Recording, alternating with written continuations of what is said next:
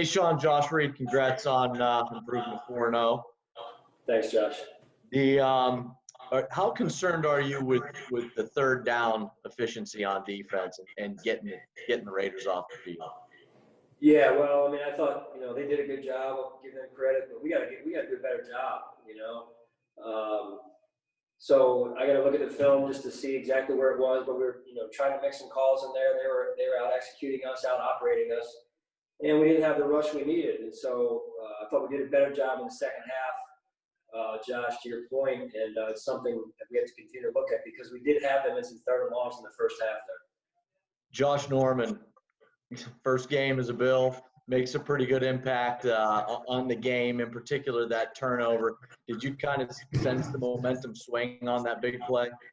Yeah, and the mentality too, right? I mean, that's part of what Josh brings to our team, our defense in this case. And when we can score points and we can take the ball away, you're tough to beat when you do that. Thanks, Sean. Appreciate it. Safe travels. Yeah, sure. Thanks, Josh. Hey, Sean, John Scott. Similarly to that's the reason you brought Josh Norman on board. Are the grabs and impact that Stephon Diggs are making, is this what you envisioned when that deal was made? With you talking about with Diggs, you said? Yeah, Stephon.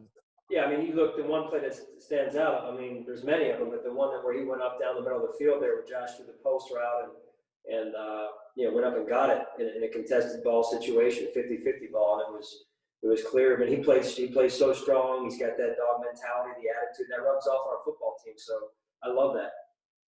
And is obviously his skill set, but that play, aside from the yardage it gains, what does it do for the mentality of the team and the momentum on the offensive side? Yeah, I mean, again, the mentality, same with what Josh Norman brings to our team, right? That mentality, that dog mentality. I mean, it's highly competitive. Those two in particular, highly competitive young men that love to play the game. They're passionate about the game, and they let their personality show. That was great to see the fire. Appreciate it. Thank you. Sure. Hey, Sean, congrats on the win. Thanks, Vic. Yeah. So I know you don't want to ever see this again, probably for the rest of the time that you're coaching Josh Allen, but to see him re-enter a game after a scary injury and still play at the high level that he was playing prior to the injury, including, going under all those big bodies for the touchdown. What does that say to you about him? He loves to win. He's a competitor, man. He's a competitive sucker, and he loves to win. And I can't say enough about him. I mean, he loves to play the game, loves to win, and he puts his heart, soul, and body into everything. In this game. I mean, why would you, as a teammate, how could you not love him? So we can play smarter in some situations though too, and I'm sure we'll go back to work on that this week. And one more, just in terms of he was talking to us about just the way he's seeing things, and I know John Scott asked a great question about a basketball player, where it feels like the hoop gets larger when you're really dialed in and seeing the field. It's looking like that with him, seeing things so well, and I know it's work and it's harder than it looks, but he's making it look easier especially as a guy who knows defense, who comes from a defensive background like you. When you see the way he's doing things against what defenses are trying to do to stop him, how impressive has that been to you to date? Yeah, and just early in year 3 at this point, right, Vic? So they're trying to throw a lot of different looks at him, and that just gives him good experience. I mean, we did that in training camp. Brian would tell you, Dable, and Leslie Frazier would tell you, we went out of our way in training camp to make sure we gave him different looks, and that I think helped. But at the end of the day, you got to do it come game time. He's done that, and I think that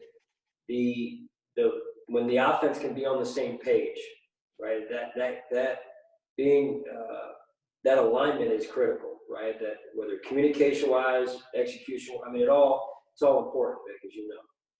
Thank you very much. Sure.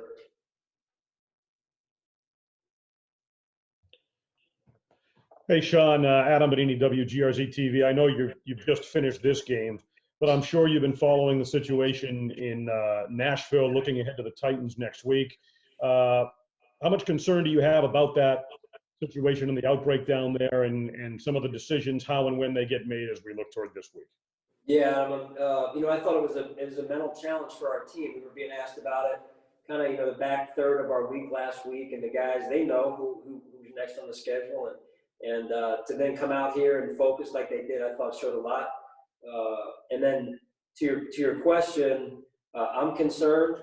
I mean, when people are sick, we're concerned, whether it's a competitor or not. So we hope that everyone is doing okay on their end or improving.